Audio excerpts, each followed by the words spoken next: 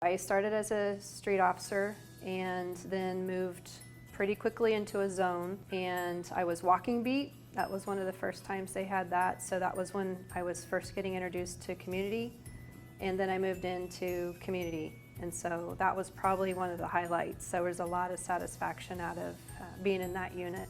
Then from there I went into reentry, and so I can actually say during my police career I went to prison. So we were helping people in facility as well as their transition out. And then I went into criminal intelligence and spent a lot of years there. That kind of moved into a little bit of property, and then it kind of intermingled as well. So I had property cases then. And then it was 3 years ago that moved over to special victims and doing missing persons and runaways, and that's where I'll finish up at. When you're dealing with runaways and missing persons, it means a lot to the family, and so then it means a lot to me. And the event that stood out in particular was finding an 18-month-old that had been in the tree line for overnight, and we found him alive, a little scratched up and a little bug bit, but we found him, and his picture is in my cube. That was huge. It gave me a lot of purpose and validation to what I'm doing.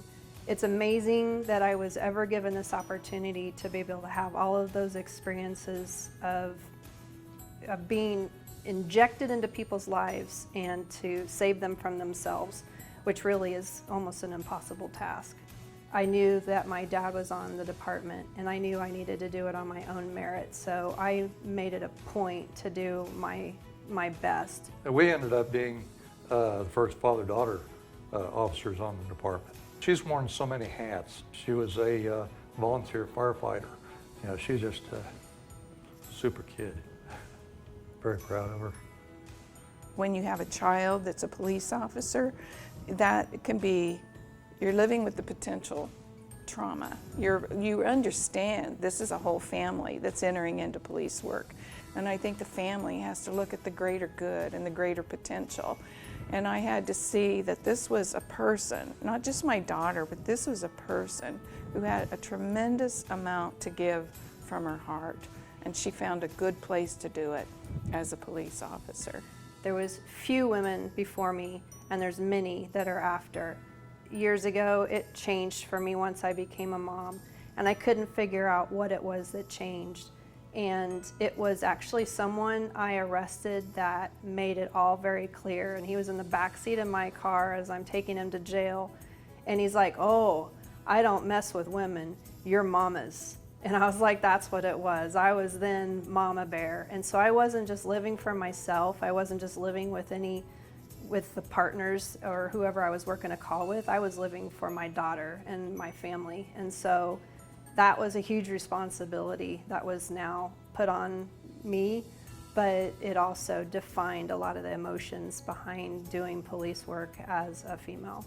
She's always doing something that will help other people, and she puts others before herself. That's just always something that I've been proud of. I hope that I can be at least a little bit like that as I continue to go older. And looking back, it's been a breeze, but it's also been probably one of the toughest things I've ever done. It really surprised me with my personality that I actually pulled this off. And so I know I surprised a lot of people back from high school, probably surprised my family and surprised myself, but very satisfied and very pleased with how things have been. So I'll miss the opportunities of doing this job, but I'm also excited to know I have a bright future ahead of whatever I decide to do, and the city's made it possible, and my family's made that possible, my friends.